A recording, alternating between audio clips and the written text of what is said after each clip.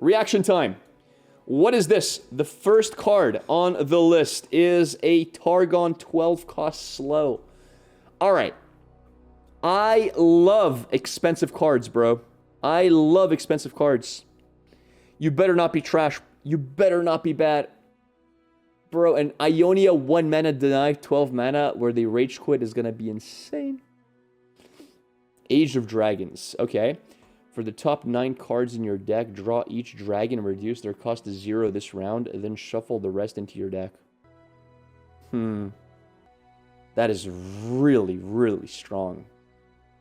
Like, ridiculously strong in a dragon deck. You definitely run this card. Because now you can play the 9-cost dragon as well. And, oh, that's such a strong card. If half your deck is dragons, it's like, ooh. You don't run like 3 copies of it probably, but this is theoretically stronger than Field of Rush a lot of the time. It depends though on what dragons you're running, but it's a really strong card. And you can play this in a ramp deck. This is your kind of card. It could fizzle and it can get denied, and they've added a lot of denies in the game. I feel like there's too many denies in the game at the moment for these kinds of cards to really have a chance. So this card will almost never be able to be meta. I mean, it could be meta. It depends. It's hard to say. Can't wait to see you play this card and miss 9 times Allegiance. Jesus Christ. But yeah, it looks pretty dang good in a dragon deck. Like Aurelian Soul Dragons, I would play this. It's very high rolly. It can miss. It can fizzle a lot of the time. It can give you really bad value. But overall, it almost never gives you no value. So, solid. Pretty solid. Alright, equipment 2 mana 0/0. I can already tell he's going to be trash, but 2 mana 0/0 almost always sucks, I feel. When I'm discarded, equip me to a random unequipped ally to give... Ooh. To give... Ooh, actually. Actually. That's not horrible. That's infinite discard. Infinite discard's not bad. That's not that bad at all, man. I would play this card. Never mind, I take it back. I take it back. That's definitely playable. I mean, the weird thing is it's Bandle City. Like, if this was PNZ, this would be like a giga crazy card. It's not PNZ per se, but it's also not Noxus. It's Bandle discard, which I'm not a huge fan of. I know it's for Mecha Yordle's chat. That's why I'm saying I'm not a huge fan of Bandle discard overall. I don't know, man. Like, the card itself is good for discard, but you want to be running, like, there's so many PNZ or Noxus cards you want to run. You can't run them both, so it's a bit awkward. But the card itself, like, if you have the 2 mana draw 2, discard 2, it's fantastic in an aggro deck. Like, you would love to drop it just in Jinx discard, but Jinx discard doesn't run Bandle City. You would love to play this in Scion discard, but again, Scion discard doesn't run Bandle City. So, wrong region for a good card. Can Bandle discard be a thing? Possibly. Will it be a thing? Who the hell knows? But yeah, solid card. Portal Scholar, 4 mana 3/4. Now, in historical times, 4 mana 3/4s have always been too strong when they come out. Almost always. They've been extremely strong. So I'm going to be positive about this stat line. It's an epic though, so it might be bad. When I'm summoned, plant a mysterious portal in the top 4 cards of your deck. When you summon a created ally, granted impact. That's pretty strong. Yeah, it works really well in Nora decks. It's a good 4-drop, because Nora doesn't really have many 4-drops. Does it work in a Aurelia? Yeah, but like you can't play a 3rd region as Aurelia, right? Like you could theoretically play this in Sand Soldiers, but I think there are better options. I don't think Bandle City gives... I mean, actually... Alright, call me crazy, but... What if you did Sand Soldiers Nora? Because Sand Soldiers level Nora really quick. That's a very fast way to level up Nora. And this actually gives you a secondary win con, Sand Soldiers being a win con with impact. That could be a thing. I could see that. Even though Sand Soldiers like to attack more than once per round and Bandle City doesn't give that, maybe. Maybe. Or maybe you go Nora Aurelia with this. Because Aurelia's Blade Dance actually levels Nora very fast, and them getting impact can sort of make it a win condition. Maybe. Some pretty cool options overall. I think this card is going to be good. I really do. You need this guy on the board for a Smork, though. Yeah, but like, it's... I've said it before, I'll say it again. 4 mana 3/4 is actually not the worst stat line. The stats themselves, they block enough... Like, mana 4, you drop a unit. 4 mana 3/4 blocks every single aggro deck out there. For twice. For 2 blocks. Like, yeah, 4 mana 4/5 would be stronger, but it's not that much more strong. Because most of the time, 4 HP is a very special number that doesn't die to 3 attack units. And most units are 3 attack. So this usually blocks twice. Like, it's just on the line of being fine in terms of stat line. Which is why I said when I saw the 4 mana 3/4, your opponent draws a card and discards their highest cost card, I said that card was broken. Because 3/4 is a good stat line. Then they nerfed it to 2/3 and everything changed. And even then it was good, but yeah, this is a good card, I would say. I like it. And the portal thing itself is just great, right? This is a very strong effect. Yeah, Loof, exactly. Yeah, I like the card. That's a fat bird, bro. Holy... Can it even fly? 7 mana 6/6. Impact. When I'm summoned, grant other allies that have subtypes +1/+1 and impact. If it was grant everything 1/1 and impact, I would say it's a good card. And would probably see play in a lot of different, like, go wide decks. Even though it's kind of late on 7. But every other ally has to have a subtype. That's really complicated to do. That is not easy to do. Hey, thank you, Bitslap, for the 100 It doesn't look ferocious to me. Bro, I don't know. Like, that bird looks secretly sadistic. That's the kind of bird, like, if you're one of those movies like Hostel, and you're locked in a room and you see that person walking, you're like, holy crap, that's like the worst case scenario. You know? I'd much rather an evil-looking person than that. That walks into the room, you're like, it's not looking good. I'm pretty sure there's a ferocious intent behind it. Alright. Yeah, overall, I think this card is kind of meh. I think it being conditional, you can't really get super value with portals with it because, well, portals are not going to guaranteed have keywords. I think it might be a dead card in hand way too often. You need this kind of card to be consistently good on 7 after going wide. We've seen this with... I'm comparing it to this card right here. To the Winding Light. This is a comparable card. What does it do? This is arguably a stronger effect. But it's not necessarily a stronger effect, but it is stronger. +1/+1 is grant, not give, which is a buff. And impact is guaranteed damage even if you have healthy units to block with, so it's sort of comparable. It could be stronger in some scenarios, but again, they have to have subtypes. I'm not sold. I think it might be meh. There has to be a deck that runs all subtypes, then maybe it would be playable in that deck specifically. Other than that, I'm not sure. I think for now it's a little bit too weak. 3 mana 2/2. Really interesting card art. Yeah, I like the card art for some reason. It looks different than most Runeterra card art. Okay, what does it do? Star-Crossed Lovers, okay. Play. Recall an ally and grant it my stats. That looks really trash. Wait, what the hell? You're going to recall kill with this? Why would you just lose 5 mana? What? Why would you lose 5 mana? What are you going to recall with this? You could cycle 2 of them. Reroll Pantheon's keywords. Kennen? Why, though? Why? Recall Aurelian Soul is genius. I didn't think of that. Like, if it set the unit's cost to lower, maybe, but I don't see the value of this card. I just don't see it. Revna, yeah, so what? So you can play it. I don't see it, bro. I mean, even Revna kind of feels like trash. Like you're losing so much tempo. Recall Ladros, why? She can recall herself, why? To lose the game? I mean, there's a world you drop like, you make all your cards cost like 1 mana, and then you can play like 10 of these together, but it doesn't have Overwhelm. Like, If this card had Overwhelm, I could think of like a combo deck maybe where you just go crazy and just win the game with 2 of them, but I just don't see it, chat. I don't see it. You play Destiny's Call with this? Why? No. Why not just play Destiny's Call on the unit you want to play with it?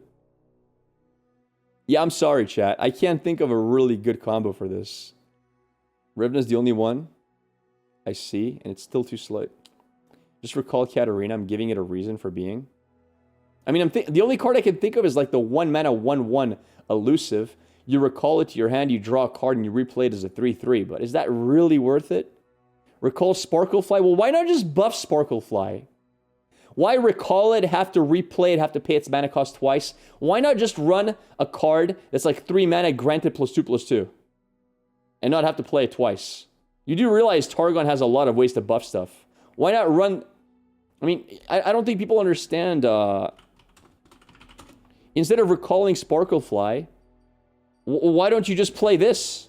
You buff it for more, and it costs less. And you could do it at burst speed. Explain, chat. Why would you go through the trouble of playing Sparklefly, recalling Sparklefly, replaying Sparklefly to give it +2/+2, when you can play 4 mana to give it 3/3? Because the art is cool? I see. Yeah, I'm sorry. I like the card art for some reason. I think the card art is very nice. You have to flex on my opponent. Card is for couples only. I can't think of a good combo. What if this card costs 2?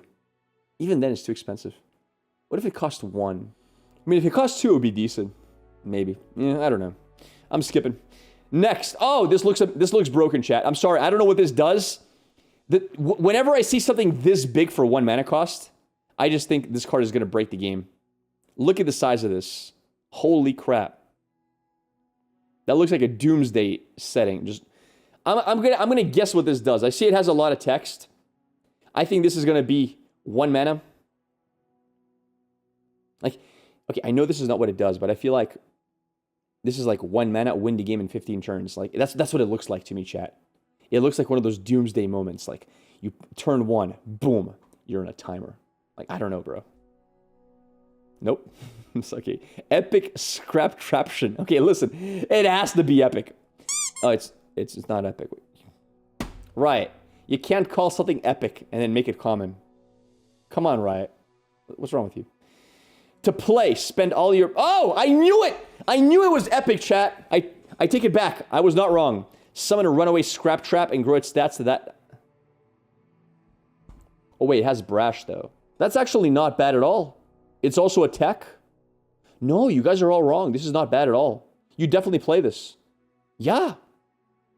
Silence? Okay. Listen, chat.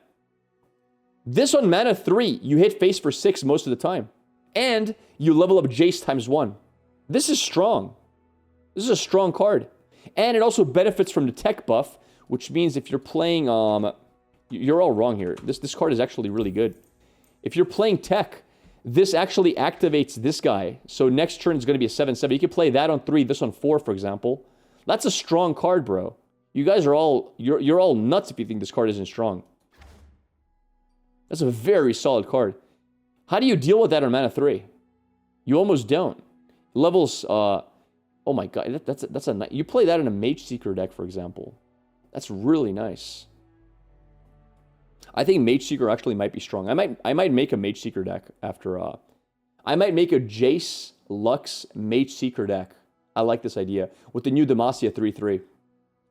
That seems like a really strong archetype. Well, you can't... Yeah, I like that. Yeah, this card is very strong. It's very, very good. Give me all the value. Give me all the mushrooms. Hello, show. Somebody was asking about you just today. You were missed. Good to see you. We're just going over the new cards for today. And this is a pretty spicy one at that. Heimer Jace is going to be so good in Standard. Maybe. But yeah, I'm excited for this card. This card looks really, really good. And it does so many things right. It can give you chump blockers turn 1 if you want it. It just does a lot of good things for us. Very versatile card. Yeah, this card is solid. This is going to be a core card in every tech deck. And probably in every Jace deck as well. And probably in a lot of Heimer decks. Like, very good card. Played on Karma or Jace. Jace does the same thing earlier than Karma. I like it. I like this card. Solid. A similar card in Demacia. Yeah, but it's not as good because it doesn't have Brash, it doesn't have the tech sign. Next. Sump Monument. Oh boy. This already looks toxic. There's a mushroom in this one. Oh boy, this looks toxic, bro. Whenever I see a mushroom, and it's epic, and it's a landmark, and it costs only 3, bro, I already can tell this is going to be something. It's either going to be absolute trash, like the trashiest of trash cards you've ever seen, or meme defining. I don't think it's going to be... Is it going to be great? Difficult. Difficult for it to be great. I'm going to be meme defining or absolute trash. If your Nexus would take non-poison puff cap damage, your opponent plants 4 poison puff caps in your deck for each damage. Wow. So keep in mind, this is a really bad card to play early in the game. It's actually a pretty bad card to play early in the game. You'd rather take 1 damage than 4 puff caps. Okay, so you're playing versus aggro. They are swinging for 8 damage. You'd rather take 32 puff caps than 8 early on. Let's say they would usually lethal you in 4 turns. 4 turns is about 4 damage worth. It's about a damage per turn. Actually, maybe you're right. No, maybe you play this early on instead. But you're guaranteed to die soon after anyway. Let me. Because most decks have draw cards as well. How many cards do decks usually draw per turn? Let's say 1.5. No, I think this is bad to play early. How do you... Okay, so let me ask you this, chat. How do you beat aggro? What is the mechanism by which you beat aggro? You beat them by making it to what mana? If you've survived till mana what, you've won. Let me ask you that. If you're a control deck that has healing. 7-8, right?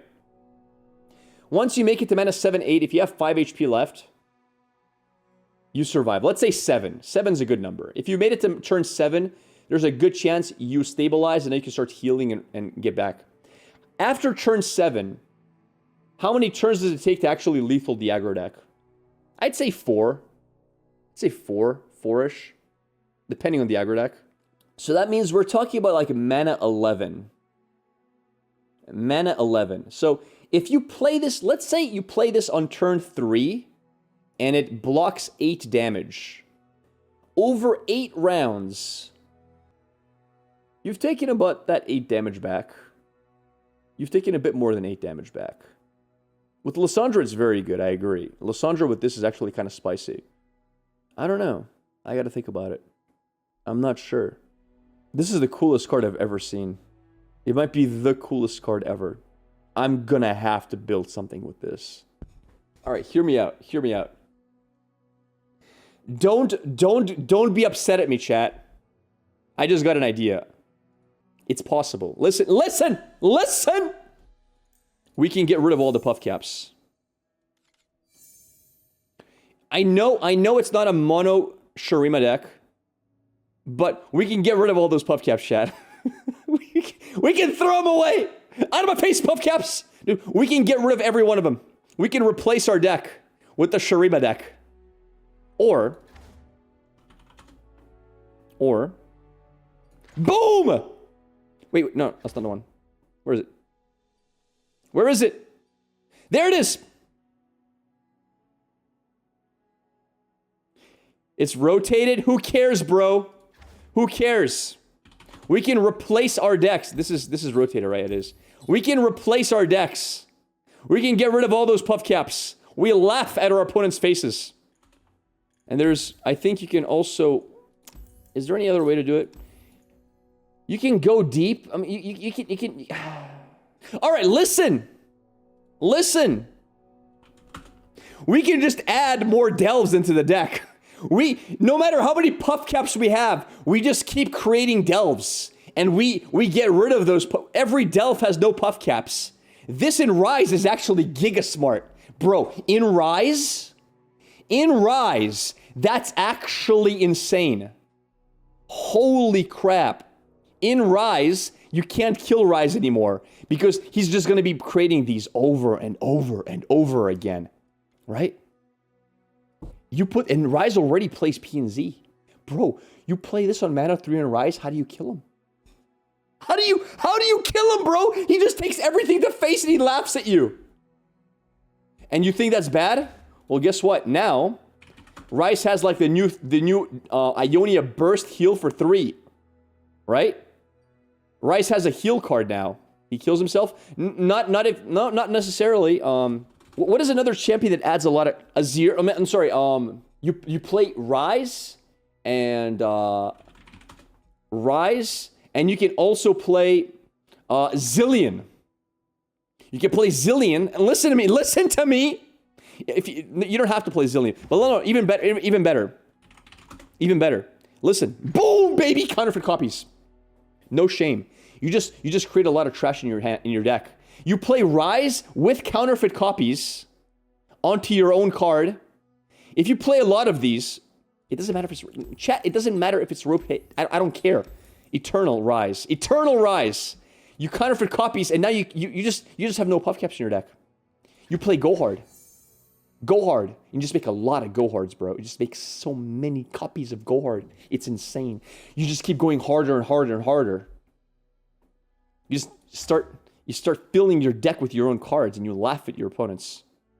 There's some really cool things you can do. There's some really, really cool things you can do. Rise PNZ has access to Time Trick and predict the card without puff caps. That's true, but there's still other problems. This could help ramp to delay early game, theoretically. And it can also help you with healing. If you have enough heal in your deck, you're not going to really care. Go with Teemo because you eventually outscale puff cap numbers. What do you mean? Huh? With Teemo? Teemo versus Rise? I mean, yeah, sure. If your opponent's Teemo, you probably don't play that card, by the way. This lets Teemo buy extra turns to burn you. This is true. This is actually really true. I still think you want to play that card later when you're getting closer to getting lethal. But maybe I'm wrong. Depending on the deck you play it in. 3 mana PNZ predict. Chick creates more cards in deck. That's true. That is true. Oh my god. You know what that card's really good with? Okay, listen, chat. You know what it's really toxic with? And this card is not rotated. If you have that on board and this on board... You're not going anywhere, bro. Yo, this guy's just going to be laughing at you. You know? Because usually to beat this guy, you do one really big swing. It's like, oh, you did 20 damage to my Nexus? That's okay. I'll heal it over the long... Bro, that's disgusting. You have this little guy just sitting on your board. Just healing. All that puff cap damage just being healed the next turn. Holy crap. And you just make copies of him. You're playing PNZ, right? You just make copies of him. You have like 4 of these on the board. Every turn you're healing for massive amounts. That's 80 mushrooms. That's fine. I'll heal that 80 damage over the long run. It'll take you a long time to kill me with mushrooms. Enough time that I'll get to where I need to be. That's a pretty good card with that. Because you want something that gives you healing value long term, right? Yikes. What else do we have? What else can work really well with that? I mean, it can work with this, with the Sun Disc. The only problem is, can you do it with the Sun Disc?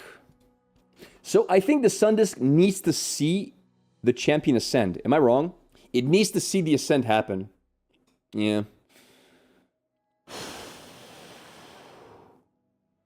Main decking Sun Disc and not drawing it. Yeah, exactly. That's the issue. That's pretty hard to do then. There's no way to do it. Because this only takes it to level 2. What do you mean create a 3-mana landmark? Tally a spell? That's super, like...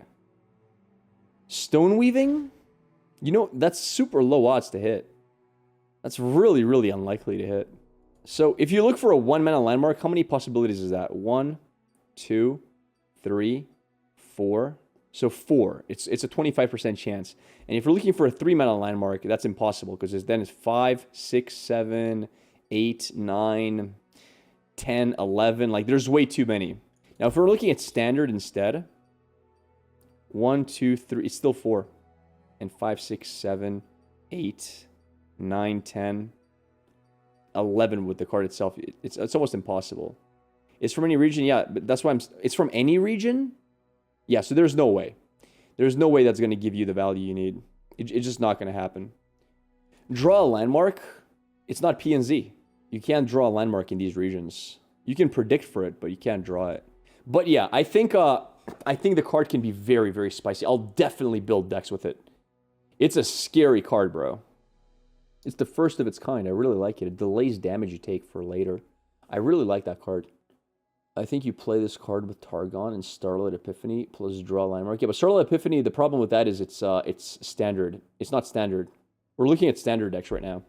In Eternal, you have more options. Again, Starlight Epiphany is insane in that deck. I think the card is busted in Rise. I really do think in Rise, it works really well. And the main reason it works so well in Rise is twofold. Isn't Rise literally the best countdown champion in the game? Meaning, you're guaranteed to win in a certain mana? Like, Rise wins, like, what, mana 9, right? You just need to make it to mana 9 somehow. Second of all, Rise, on his own, without putting any other cards, dilutes his own deck. As in, adds more cards to it every single turn. No, but even in Standard now, like, even in Standard, Rise is still there. He's a lot weaker because he dies earlier now. He doesn't have as many defensive options. This card might make Rise busted. Aren't you in PNZ? Yes, but Rise already plays PNZ. Rise already sees PNZ play. Rise PNZ is a thing. Everyone knows this. It's actually one of the strongest Rise archetypes. How does it work? If 5 attack minion hits face, you put 20 mushrooms in your deck. Correct. You put 20 mushrooms in your deck. But, so if you put 20 mushrooms in your deck, that's 0.5 damage taken per turn, basically. Per draw, right? It'll take you, on average, 8 turns to get that damage back. It almost always takes you 8 turns if you have a full deck. But Rise keeps making cards in his deck that don't have mushrooms, which is a big deal. Why you play it? Because it stops lethal. Let's say you're on mana 7, you're down to 4 HP, and you know your opponent's probably going to play Decimate. Well, you just bought yourself like 3 turns instead of dying on the spot. Also, it gives you time to get healing cards, which is really a big deal. Also, I don't think people understand how good it combos with yesterday's card. Do you guys remember a card from Ionia that Rise is able to play called 5 mana, draw 2 spells, heal for 3? I don't know if you guys remember that card. That combines so well with this landmark. And it fits so well in Rise. It's an insane card. And it goes so well in that. Dude, this is gonna be busted in Rise. Holy crap. Yeah, deep med, but in this deck specifically, you want healing. You heal 3 but draw 2, yeah. Yeah, and you want to draw 2 in Rise because you're trying to get to your win con as fast as possible. Rise draws too much, in my opinion. Yes, but he also creates cards that have guaranteed no mushrooms on them. Do you not know what Rise does? First of all, while he's on the board, he creates 2 delves in the past every turn. These delves have no mushrooms on them, guaranteed. Second of all, guess what? At the start of the game, create 2 delves in the past in your deck for each Rise you started with in the game.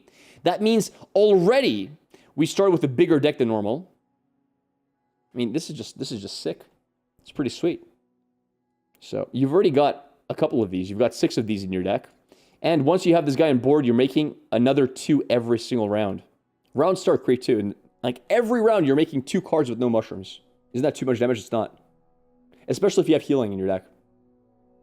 If you have healing in your deck, what other healing can we put? More heal. Excellent heal, by the way. Because it draws a card, which you want to do. So this card is actually very playable. This is actually super playable now in Rise decks. I would play Ionian Tailstones. Because you just need the heal. Guiding Touch. Really good. Wait, no. Oh, no, you can't use Guiding Touch. Never mind. That's a shame. So yeah, it's just the Ionian Tailstones. I would probably play 2 to 3 copies in this. Filter on Burst. It doesn't matter. Like, this is the only card. But it's still good enough. That's 12 healing you have available if you want it. Now you can't play Eye of the Dragon. But does it really matter? So you're playing... It's gonna be nuts, man. It's gonna be a cool deck. It's gonna be a cool deck. I think Rise is gonna be very fun with that. Is Ionia only Telstone with no landmark removal spell, by the way? I wonder how many copies you play of it. Yeah, you can play Predict as well, for sure. Let's cook a Rise deck with PNZ now. I mean, we'll play it when it comes out. Give your Nexus tough. I'm aware that Lysandra has a really cool interaction with it. I am aware of that.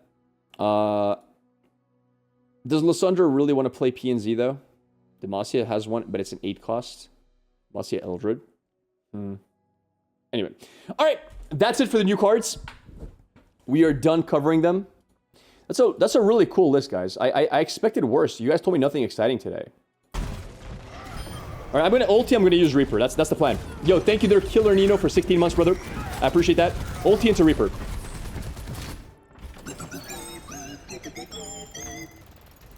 Zoom out! No!